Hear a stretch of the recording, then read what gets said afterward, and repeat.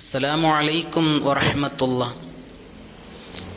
എല്ലാ ബലാലും ആഫത്തും എടങ്ങേറുകൾ മുസീബത്തും ബദരീങ്ങളെ ബറക്കത്തിനാൽ എമ്മൈ കാക്കണം യാ റബ്ബനാ. അതെ, റമളാൻ 17 മഹത്തായ ബദർ ദിനം. ഇസ്ലാമിക ചരിത്രത്തിലെ ആദ്യത്തെ യുദ്ധം ഗസ്വത്തു ബദർ. ഹിജ്റ 2-ാം വർഷം റമളാൻ 17 ഒരു വെള്ളിയാഴ്ച. മുസ്ലിംകളും കാഫിറുകളും തമ്മിൽ നടന്ന വലിയ പോരാട്ടം.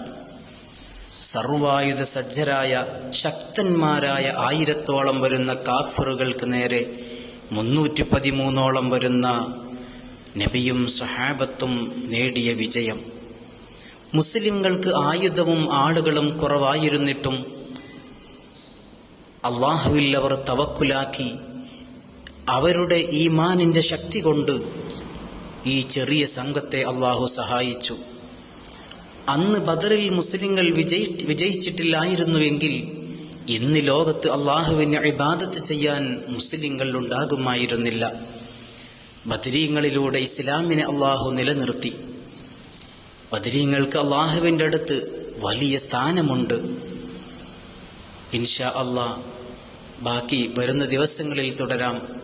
അള്ളാഹു നമുക്ക് ബദരീങ്ങളുടെ ബറക്കത്ത് കൊണ്ട് വിജയം നൽകുമാറാവട്ടെ. അസ്സലാമു അലൈക്കും വറഹ്മത്തുള്ളാഹി.